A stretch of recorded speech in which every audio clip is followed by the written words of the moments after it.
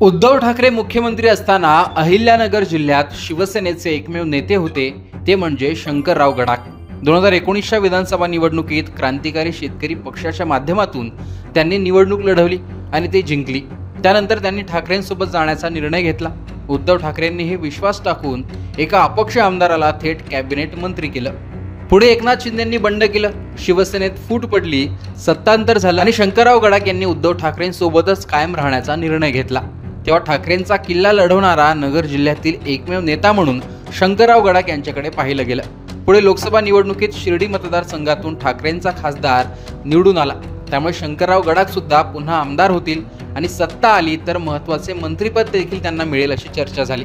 पण ना ठाकरेंची सत्ता पुन्हा आली ना शंकरराव गडाख निवडणूक जिंकले। त्यानंतर गडाख हे राजकीय दृष्ट्या जास्त सक्रिय सुद्धा दिसले नाहीत। आता ऐन नगर पंचायत आणि जिल्हा परिषद निवडणुकांआधी गडाख ऍक्टिव्ह झालेत आणि त्यांनी मोठा निर्णय सुद्धा घेतला। नेवाशात झालेल्या बैठकीत कार्यकर्त्यांसमोर शंकरराव गडाखांनी निर्णय घेतला की क्रांतिकारी शेतकरी पक्षाच्या माध्यमातूनच आगामी निवडणुका लढवणार आहेत। ही लढाई कोणा व्यक्ती किंवा पक्षासोबत नसून नेवाशाच्या विकासासाठी असल्याचं गडाख यांनी म्हटलं आणि तिथेच आणखीन एका नेत्याने ठाकरेंची साथ सोडल्याचं जवळपास स्पष्ट झालं। विशेष म्हणजे जेव्हा उद्धव ठाकरे हे गडाखांच्या मतदारसंघात सोनई येथे आले होते तेव्हा गडाखांनी निष्ठा, मैत्री आणि कायम सोबत राहण्याचा शब्द भाषणात दिला होता। उद्धव ठाकरेंनीही गडाखांचं कौतुक केलं होतं। संजय राऊत यांनी तर गडाखांचा उल्लेख हे उद्धव ठाकरेंचे लक्ष्मण आहेत असा केला होता। पण ऐन संकटात ठाकरेंना नगर जिल्ह्यात नेत्याची गरज असताना गडाख यांनी वेगळीच चूल मांडली आहे। विधानसभा निवडणुकीआधी जेव्हा आदित्य ठाकरे नेवाशात आले होते तेव्हा काय घडलं होतं ते एकदा पहा। सर्वप्रथम उदय धन्यवाद, तुम्ही मैत्री जपली।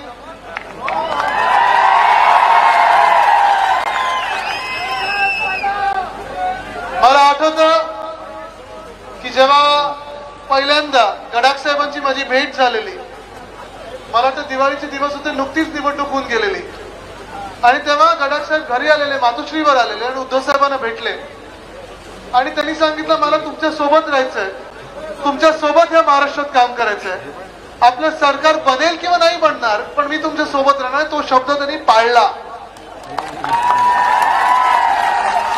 याला बोलतात मैत्री, याला बोलतात माणुसकी आणि निष्ठा।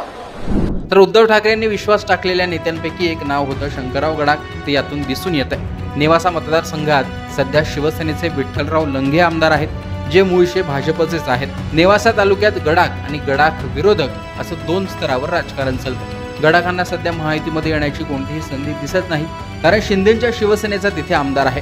भाजपमध्ये कट्टर गडाख विरोधक नेते तालुक्यात आहेत आणि नुकताच गडाख विरोधात असलेल्या माजी आमदार बाळासाहेब मुरकुट यांनी देखील राष्ट्रवादी अजित पवारांच्या पक्षात प्रवेश केला। त्यामुळे गडाखांना महायुतीमध्ये सध्या तरी एंट्री दिसत नाही। त्यामुळेच गडाखांनी पुन्हा एकदा आपल्या जुन्या पक्षाला जिवंत केलंय आणि क्रांतिकारीचा झेंडा बाहेर काढलाय आणि राजकीय वातावरण निर्मिती सुद्धा तालुक्यात केल्याचं पाहायला मिळते। त्यामुळे ठाकरेंना मात्र नगर जिल्ह्यात आता नेता उरलेला दिसत नाहीये। भविष्यात काही राजकीय समीकरण जुळवायची असतील किंवा भविष्यात झेडपीला काही वेगळा निर्णय घ्यायचा असेल तर पक्षाची अडचण नको म्हणून गडाख यांनी हा निर्णय घेतल्याचं बोललं जात आहे। महायुतीची जवळीक या माध्यमातून त्यांनी वाढवली तर नवल वाटू नये, त्यामुळे सध्या तरी सावधगिरी म्हणून गडाख यांनी हा निर्णय घेतल्याचं पाहायला मिळतं आणि त्या माध्यमातून आता ते तालुक्यापुरतंच राजकारण आणि तालुक्यापुरतीच निवडणूक असं ते मर्यादित ठेवण्याचा प्रयत्न करत असल्याचं यातून पाहायला मिळतं। आता गडाख यांची खेळी यशस्वी ठरते का ते पाहणं महत्त्वाचं असणार आहे। एकूणच गडाख यांचा हा निर्णय याविषयी तुमचं मत कमेंट बॉक्समध्ये सांगा। लोकमतचं YouTube चॅनल सबस्क्राईब करा।